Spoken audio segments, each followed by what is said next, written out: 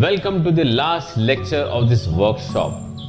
Of course, we do have a visualization guided meditation after this, and of course after that there's a small farewell speech from me.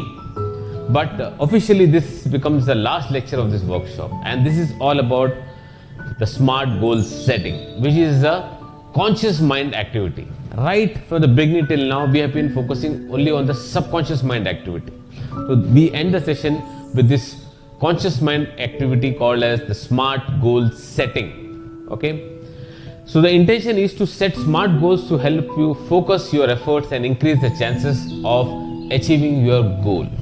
So when you look at the goals right now, 99% they are bang on because of the work we have done till now, right? In case you feel there's some scope of improvement, please do so, right? Again, we're going to look at the blueprint of a workshop, and this is where we are. We are on the SMART goals section, okay? And we're going to cover this whole section in this session, right? So, setting SMART goals is very easy. Just make sure that you don't end up doing something like what you are going to see in the next video. Rohan कहाँ चला गया?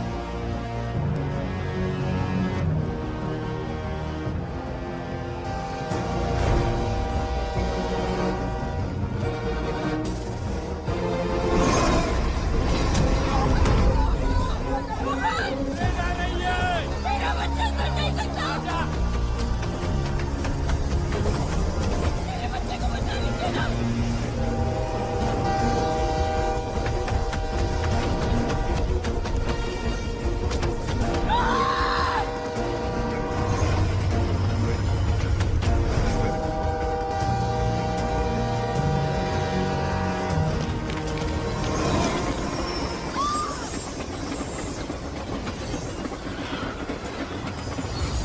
Welcome back, and I hope you enjoyed that video. Okay, so please don't set goals like that. You got to be a bit practical, okay? And that's what we're going to see in this SMART goal session, right?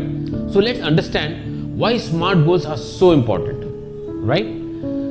So imagine a situation where one day you feel like cooking and you call up your mom and she's explaining you how to cook a particular dish which is very delicious, which is your favorite, right? And it's all happening on the phone, right? Although you got all the instructions, you will have to cook it yourself. What are the chances that the dish will come out exactly the way your mom has told you? Well, that would depend on a lot of things, like how clearly your mother gave the instructions and you understood it. That is very important. Like what all she said and what all you understood, right? That is very important. How simple or complex the dish is, basically. So what it means is like how many ingredients are involved, like what are the different processes involved in making that dish, right? So it could be a complicated dish also. Whether you are really interested in cooking that dish, right? So maybe you just felt hungry and you felt like, okay, let me make something like and I love this dish. And when you called up your mom, you got to know it's very complicated. So whether you are really interested in cooking that dish, that is another aspect. Now, in any goal process, there is a goal setter. Now think of this as your mom in this case, and she is giving you the instructions, right? Now she is a goal setter and there is a goal getter. And in this case, it is you, because you are taking the instructions and you are getting into action, right?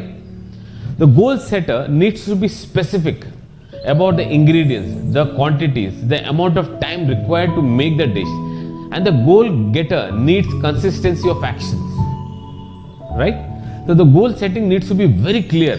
Like a lot of things depends on how detailed the instructions are coming from your mother. That will decide how the dish is going to be, okay? And how much you register out of that entire conversation, right?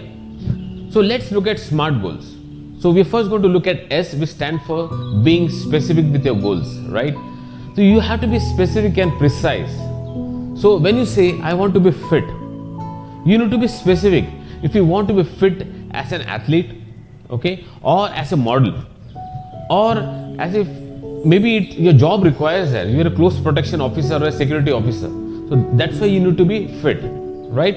The more specific you are, the higher the chances of you getting that goal. Okay. The second is set measurable goals. So if you set a goal that I want to reduce my expenses in my company, okay. Now, how will you know when you have been successful in achieving that? You need to be able to measure if you are achieving 1% cost reduction in 1 year or 2 years, and what will you achieve in the next 3 years, right?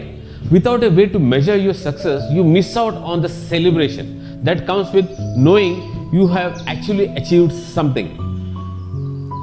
Include precise amounts, dates, and so on in your goals so that you measure your degree of success, right? So your goals have to be absolutely measurable.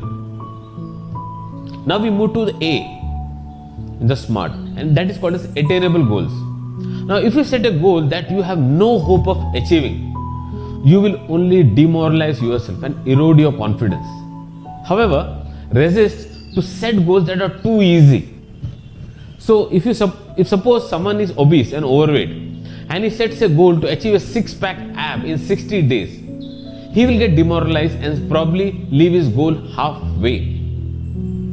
By setting realistic yet challenging goals, you hit a balance you need. These are the type of goals that require you to raise the bar and then bring the greatest personal satisfaction.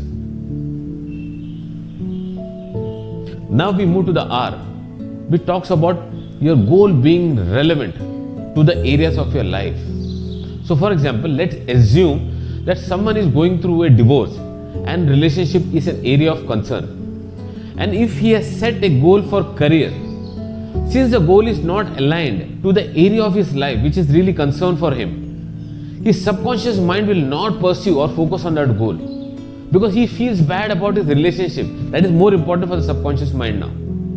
So by keeping your goals aligned with your area of life, you will develop the focus you need to go ahead and do whatever you want. Now we move to the last one, that is a set time-bound goals. Your goals must have a deadline, a timeline. Okay. Again, this means that you know when you can celebrate your success, right? So whenever athletes prepare for their races, they know within 4 years I have Olympics.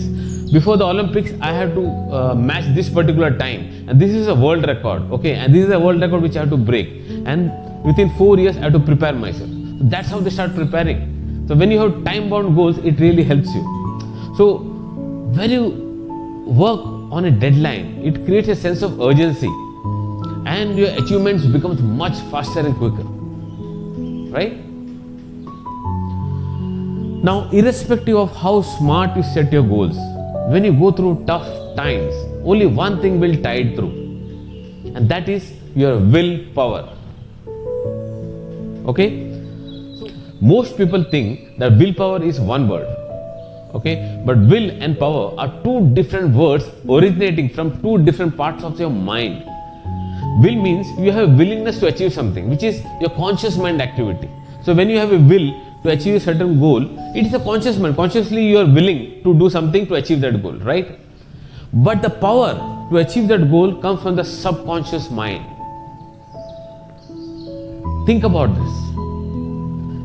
When you don't have the power to achieve that will, you will never be able to achieve that will. So when you have both the will and power, then you become unstoppable. And if you see, that is exactly what we did in our journey till now, right?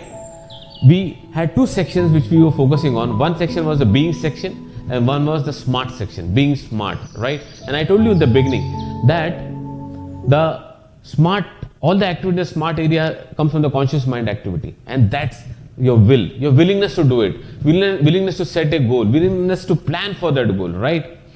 But the power to achieve that goal comes from your subconscious mind, and that is why we spend so much of time on this entire activity, right? We have 10 chapters on it, 10 lectures on it, because if the power is not there, irrespective of what your will wants, you will not be able to achieve it. So this is the last exercise of this workshop. You will find a SMART goal worksheet, and it consolidates all the previous worksheets. By now you will already have SMART goals, but in case you see a scope to fine tune any of your goals, please do so based on the above parameters, right? In the next session, we'll directly get into the guided meditation, and post that we'll meet once again just to say goodbye to each other.